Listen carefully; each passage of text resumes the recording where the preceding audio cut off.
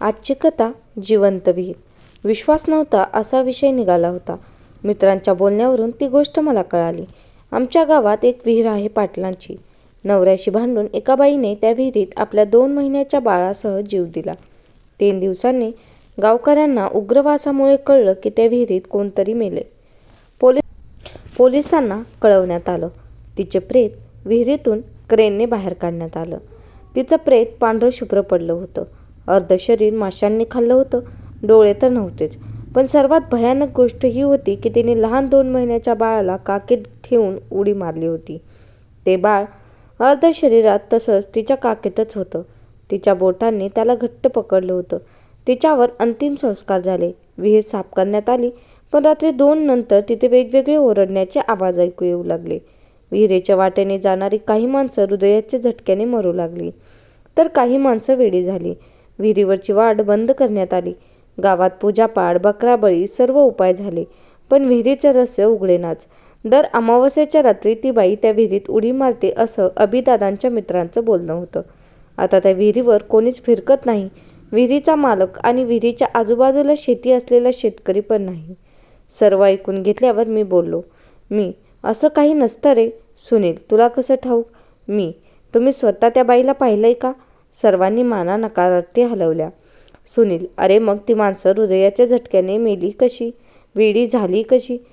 अरे माणसाला भास होतात. भासामुळे भीती वाढते आणि त्या भीतीमुळेच त्यांना हृदयाचा झटका किंवा मानसिक आजार झाला असेल. कुणाला माझं बोलणं पटलंच नाही. मी एका बाजूला आणि सगळे एका बाजूला झाले.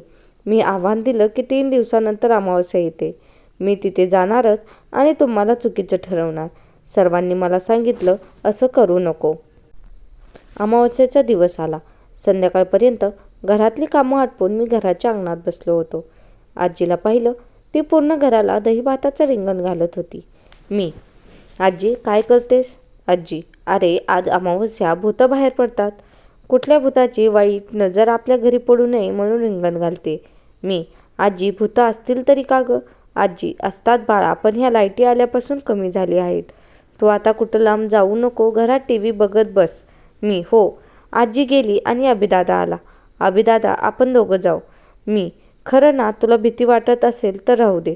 अभिदादा, भीती वाटते, पण चल बघू गावातली लोक खरं बोलतात का खोटं.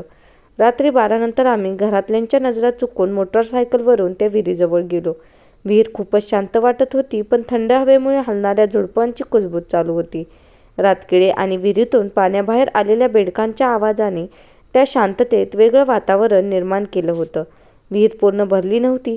विहिरीत पूर्ण शेवाळ पसरली होती, पण तरी विहीर स्वच्छ होती. चांदण्यांच्या प्रकाशात विहिरीतलं पाणी हिऱ्यासारखं चमकत होतं. विहीर वेगळीच होती. विहिरीच्या भोवती वाळूचं रिंगण होतं. त्यानंतर आंबे, जांभूळ, नारळाच्या झाडांनी त्या वाळूच्या रिंगाला कुंपणच बनवलं होतं आणि त्यांच्या बाजूला ऊस असलेली रानं होती. खरंच कुणालाही आवडेल अशा सुंदर जागेला लोकांनी भूताचं नाव लावून वाळीत टाकलं होतं. आम्ही दोघं तिथे शेकोटी करून गप्पा मारत बसलो. मी खूप टिंगल करत होतो. गावकऱ्यांची इतक्या सुंदर जागेला नावं ठेवत होते म्हणून. अभिदादा भिला असला तरी चेहऱ्यावर दाखवत नव्हता. तितक्यात बाजूच्या ऊसाच्या रानातून आवाज आला. अभिदादा लगेच उठून उभा राहिला. अरे रानडुक्कर असेल किंवा साप उंदीर असेल. अभिदादा, 1:30 वाजला, जाऊया घरी. थांब, अजून अर्धा तास मग निघू. अभिदादाची इच्छा नसताना तो बसला परत. 1:45 वाजले. परत आवाज आला. आता मी ओरडलो. कोण आहे तिथे? शू, घाबरू नकोस. अभिदादा, ये आपण बघू तिथे काय आहे ते. तिथे गेल्यावर अभिदादा सावरला. ते सश्याचं पिल्लू होतं. त्याला तसंच उचलून आम्ही परत शेकोटीजवळ आलो. त्याच्यासोबत खेळायला लागलो.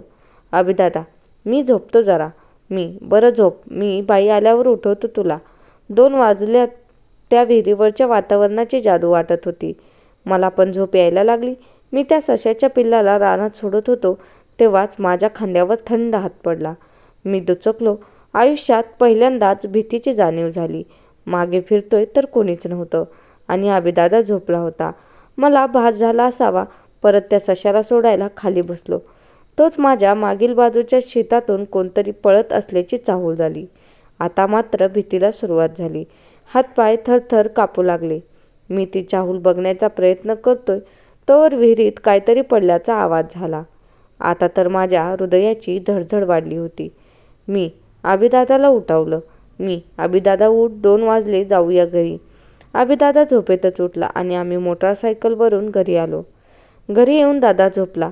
मी पण अंथरुणात शिरून झोपायचा प्रयत्न करू लागलो. चादर अंगाशी घट्ट बांधली होती. भीतीमुळे अंग, चादर, कपडे घामाने भिजून गेले होते. कारण आयुष्यात पहिल्यांदा भयानक भास झाला होता. जेव्हा विहिरीत काही पडल्याचा आवाज आला तेव्हा मी विहिरीकडे पाहिलं. विहिरीतून पाणी उडून बाहेर पडलं, पण जसं मी विहिरीजवळ जाऊन विहीर पाहिली तर ती एकदम शांत होती. विहिरीबाहेरचे पाण्याचे शिंतोडे पण नव्हते. माझ्या मनात प्रश्नांनी घर केलं होतं. मी खूप घाबरलेलो होतो, कारण आयुष्यात पहिल्यांदा त्या नकारात्मक ऊर्जेशी माझा सामना झाला होता. अभिदादा झोपला होता. माझ्या खांद्यावर त्या बाईचाच हात होता. तो एकदम थंड आणि ओला होता. शिवाय तिच्या हातातल्या बांगड्या माझ्या खांद्याला जाणवल्या होत्या. शांत उभा असलेला ते उसाचं शेत अचानक आवाज करू लागलं होतं. ती धावत जाणारी चाहूल त्या बाईचीच होती, कारण तिचे पैंजण वाजत होतं आणि हातातलं बाळ रडत होतं. विहिरीत काहीतरी पडलं नसेल तर मग ते पाणी उडताना स्पष्ट दिसलं होतं, पण जवळ गेल्यावर विहिरीतलं पाणी शांत होतं आणि दूरवरून मला दिसलेल्या उडलेल्या पाण्याचा एक पण शिंतोडा तिथे नव्हता. ती मला दिसली नसली ती होती आणि तिचं असणं मला चांगलंच जाणवलं होतं. माणूस मेल्यानंतर येणारा उग्रवास मला विहिरीजवळ आला होता. मी कुणाला ही गोष्ट सांगू शकत नाही. दुसऱ्या दिवशी सकाळी सर्वांनी मला विचारलं, ती होती का? नाही रे, तो फक्त आपला भास असतो. तिथे कोणी नव्हतं. नंतर 2 दिवसांनी मी ज्या बाईने आत्महत्या केली तिची माहिती काढून तिच्या घरी मी गेलो. ती एका झोपडीत राहते. तिथे गेलो तर तिथे कोणीच नव्हतं. त्या घराच्या बाजूने एक आजी आली. आजी, कोण रे तू? मी गावातलाच आहे. शहराकडे राहतो. पोलीस दादांचा नातू. आजीबाई, बरं मग इथं कशाला आला होतास? नंदाताई इथंच राहतात का? आजी, इथंच होती. नाव नको घेऊ त्या लाव सटणीचं. स्वतः विहिरीत उडी मारून मेली आणि नातवाला बी खाल्लं माझ्या, पण पोराला बी मारलं माझ्या. काय झालं होतं? आजीबाई, माझा लेक बेवडा होता. घरी तमाशा करायचा पिऊन बापावरच गेला होता. पण मी काय त्याच्या बापाला सहन केलं ना. मग हिला काय धाड भरली होती. माझ्या नातवाला घेऊन विहिरीत उडी मारली लावसटणीनं. त्यात हिरीत माझं पोरगं बुडून मेलं. ते कसं काय? आजीबाई, ती आणि माझा नातू मेल्यावर माझ्या लेकानं दारू सोडली. नंतर ते चांगलं कामाला लागलं. पण एक दिवस तो मोरांच्या पिट्यानं सांगितलं, तुमचं पोरगं आमच्याभर त्या हिरीत पवत होतं आणि गाळात पाड अडकून मेलं. माझं पोरगं बुडून मरूच शकत नाही. ते पवण्यात हुशार होतं.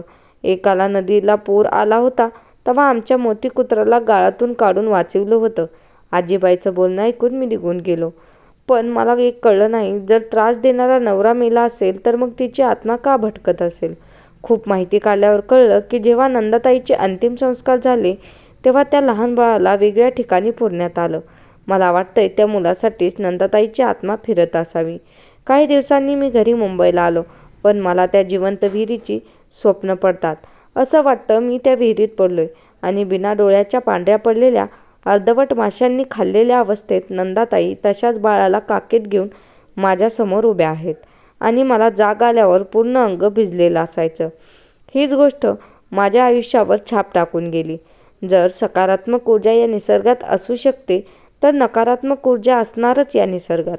हे सत्य आहे जे कुणाला खरं वाटणारच नाही. लोकांनी आता विहीर बुजवली, विहिरीजवळची झाडं मोडली, विहिरीच्या बाजूची वाट मोठी केली. विहिरीजवळ शेती असलेल्या लोकांनी तिथे LED दिवे लावलेत. तरी पण ती विहीर जिवंतच आहे, जी नंदाताईचं गुपित लपवायला नंदाताईंना मदत करते. धन्यवाद. कथा कशी वाटली हे नक्की कमेंट करून सांगा.